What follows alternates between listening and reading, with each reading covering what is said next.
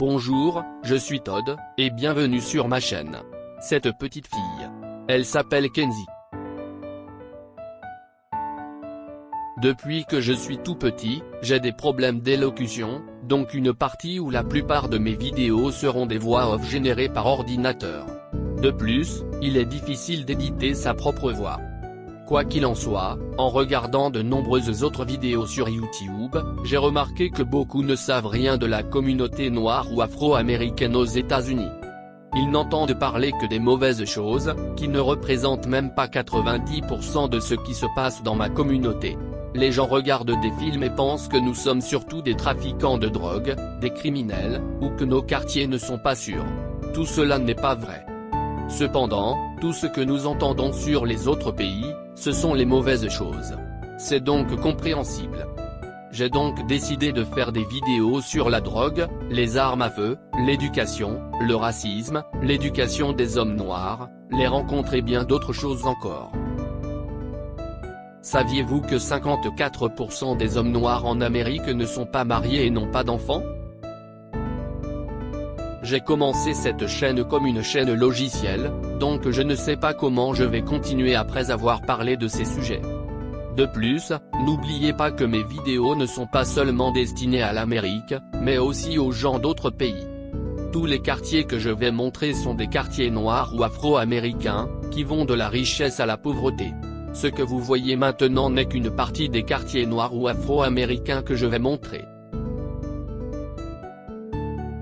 De plus, je vous montrerai ma ville, Chicago, Illinois, où emmener une personne pour un rendez-vous, et où vous pourrez trouver des rendez-vous bon marché. De plus, je vais aussi parler de l'Amérique en général. Saviez-vous que l'anglais n'est pas la langue officielle des États-Unis? Faire de l'anglais la langue officielle pourrait être illégal.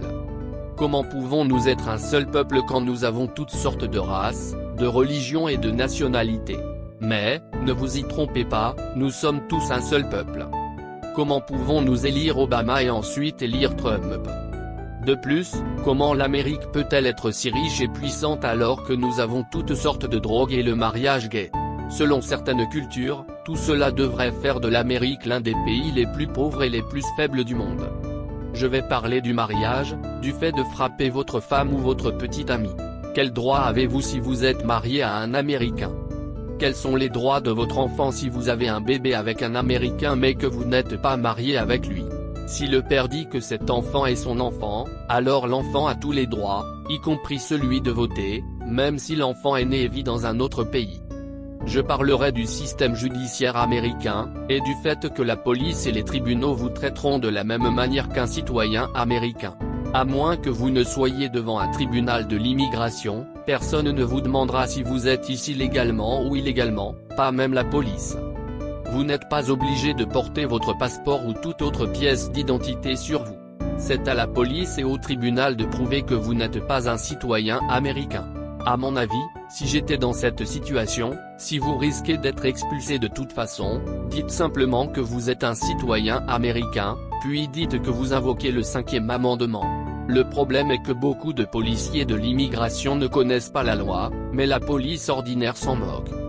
De plus, selon la loi, vous n'êtes pas obligé de répondre aux questions de la police si vous êtes ou non un citoyen américain. Vous avez le droit de parler à un avocat avant de répondre aux questions de la police. Il vous suffit de dire « je prends le 5e amendement ».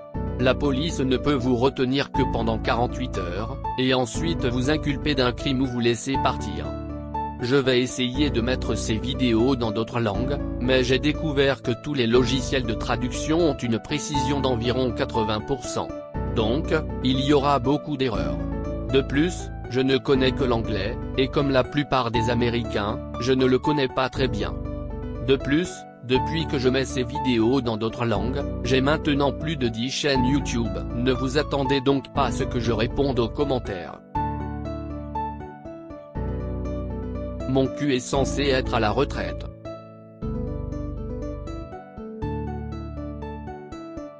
J'ai traduit mes vidéos en français, allemand, espagnol, portugais, italien, polonais, vietnamien et japonais. Si vous voulez une copie de la musique de fond que j'utilise parfois, allez sur mon site web, vous pourrez en télécharger une copie gratuite et l'utiliser comme bon vous semble. Le lien se trouve dans la description ci-dessous. Cependant, si vous voulez apprendre à créer votre propre musique, rendez-vous sur mon autre chaîne YouTube et cherchez la vidéo intitulée GarageBand. Le lien se trouve dans la description ci-dessous. Ce qui est génial avec GarageBand, c'est qu'il n'est pas nécessaire de s'y connaître en musique. Vous n'avez pas besoin de savoir jouer d'un instrument de musique. Vous ne devez rien savoir d'un rythme, d'un tempo ou d'une mélodie.